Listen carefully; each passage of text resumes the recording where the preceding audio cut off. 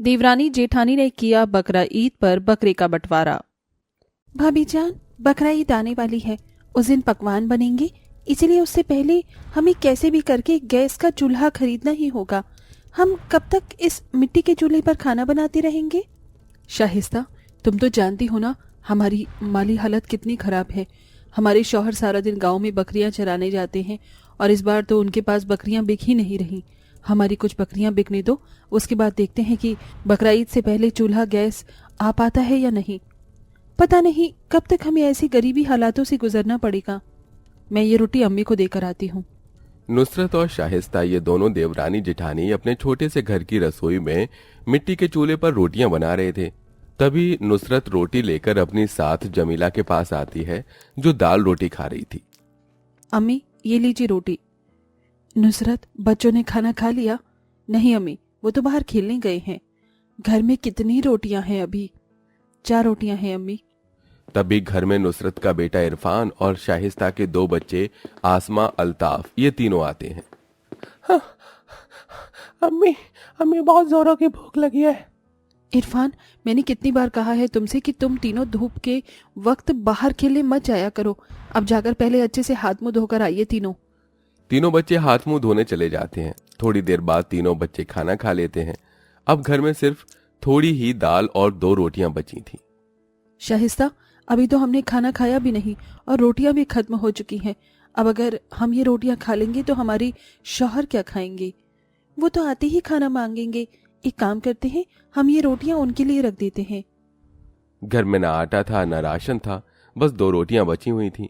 थोड़ी देर बाद नुसरत का शौहर खलील और शाहिस्ता का शौहर आदिल, ये दोनों अपनी कई सारी बकरियां लेकर घर आते हैं। तभी नुसरत, शाहिस्ता खाना लेकर आते हैं। अरे रोटियां इतनी कम क्यों है नुसरत? घर में अनाज खत्म हो चुका है बेटा, अभी ये हाल है। कुछ दिनों में बकरा ईद आने वाली है। इस बार तो लगता है कि हम लोग बकरा ईद मना ही नहीं पाएंगे। नहीं अम्मी, ऐसा मत बोलिए। आपके बेटे हैं, अभी कुछ ना कुछ कर लेंगे। पर अभी अनाज के लिए भाईजान हम एक बकरी और बेचकर अनाज ले आते हैं। हम एक बार अपनी बकरियां बेचते जा रहे हैं। अगर ऐसे ही चलता रहा तो एक दिन हमारे पास की सारी बकरियां खत्म हो जाएंगी और बकरा ईद के लिए कुछ नहीं बचेगा। तुम दोनों गांव में कोई काम क्यों नहीं करते हो?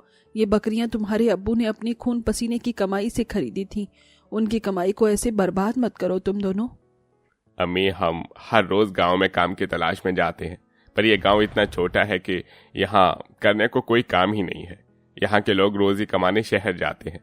अब अगर हम शहर चले गए तो यहाँ आप सबका और बकरियों का ख्याल कौन रखेगा? तुम चाहे कुछ भी करो बच्चों, बस अपने अब्बू की इन बकरियों को अपने से दूर मत होने दो। खलील और आदिल अपने इस परिवार के साथ बड़ी गरीबी हालात में अपनी जिंदगी गुजार रही थी। खलील और आदिल जिस गांव में रहते हैं वो गांव छोटा होने के चलते वहां करने को कोई काम नहीं था। अब पैसों के न होने से दोनों भाई सारा दिन अपनी बकरियों को लेकर जंगल में चराने ले जाते थे, क्योंकि उनके पास बकरियों के चारे के लिए भी पैसे नहीं रहते। दोनों भाई महीने 2 महीने में अपनी एक बकरी बेचकर अपने परिवार के लिए रोटी दाने का इंतजाम करते थे। अब तक वो अपनी कई सारी बकरियां बेच चुके थे। भाईजान, अम्मी की बात सही है, हम कब तक अपनी बकरियां बेचते रहेंगे? अब आप घर में रहकर बकरियों का ख्याल रखिए और मैं शहर जाकर काम करता हूँ। घर में पैसे आते रहेंगे तो हमें बकरियां बेचने की जरूरत नहीं पड़ेगी। आदिल खलील के पास 50 बकरियां थी जो उनके अब्बू की थी, पर अब तक बकरियों को बेच बेच कर अब उनके पास सिर्फ 20 बकरियां बची थी। तभी अगले रोज खलील अपनी एक बकरी बेचकर घर में साजो सामान ले आता है और आदिल शहर में काम की तलाश में चला जाता है, जहां उसे एक कारखाने में 200 रुपए रोज से मजदूरी का काम मिल जाता है। बहरहाल इसी तरह दिन गुजरने लगे। खलील अब रोज रोज अपनी बकरियां चराने जंगल जाने लगा और आदिल शहर में रोज कारखाने में जाकर काम करने लगा। रोज शहर से आने जाने में आदिल के रोज के 100 रुपए खर्च होते जा रहे थे, जिसके चलते इतने बड़े परिवार का गुजारा 100 रुपए में होना बहुत मुश्किल हो रहा था।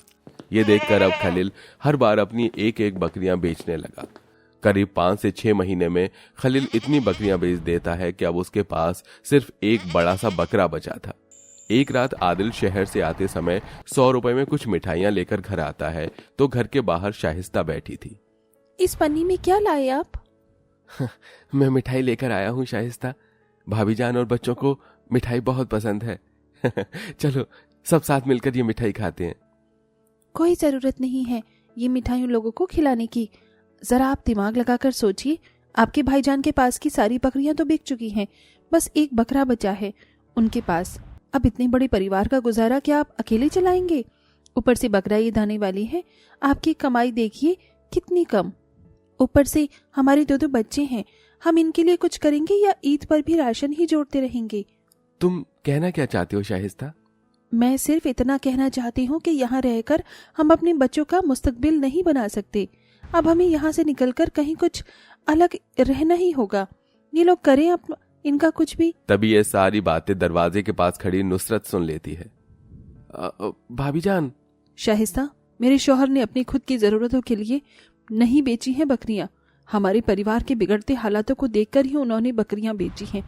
और हमने कब तुम्हारे शौहर पर परिवार की जिम्मेदारी का बोझ डाला है जो तुम आज आदिल भाईजान से इतनी बड़ी बात कह रही हो? हाँ तो कहूंगी ना मैं।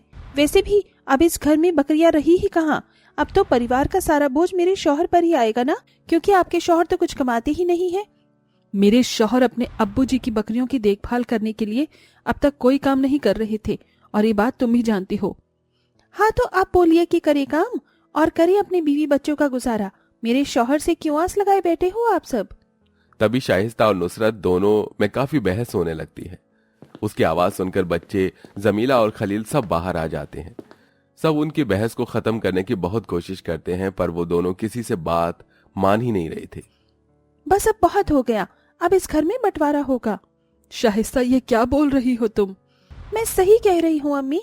रोज रोज की अब ऐसी बहस होने से बेहतर है कि अब हम सब अलग अलग हो जाते हैं।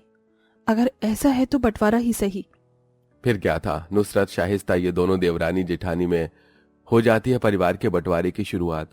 अब छोटा सा वो घर आदिल शाहिस्ता के हिस्से में आता है और जमीला के 2 चांदी के कंगन खलील और नुसरत के हिस्से में आते हैं, और वो बचा हुआ बकरा भी खलील नुसरत के हिस्से में आता है। जिसके बाद नुसरत अपने शौहर, बेटे और सास के साथ पड़ोस में ही एक छोटे से किराए के मकान में रहने चली जाती हैं रात का वक्त। सच कहते हैं लोग, जब परिवार बढ़ने लग जाए तो उसकी डोर धीरे धीरे कमजोर होती जाती है। उसके बाद कुछ दिन यूं ही गुजरने लगे। अब खलील गांव में एक भट्टी पर 100 रुपए रोज से मजदूरी करने लगा, और इधर आदिल की इतनी तरक्की हो जाती है कि अब उसे कारखाने से 500 रुपए रोज मजदूरी मिलने लगी। इधर नुसरत अपने शौहर की कम कमाई से अपना भी, परिवार का भी और अपने उस बकरे का भी बहुत अच्छे से ख्याल रखने लगी। कुछ महीने बाद खलील का वो बकरा अब काफी बड़ा, तंदुरुस्त और खूबसूरत हो चुका था। 4 दिन बाद बकरा ईद थी।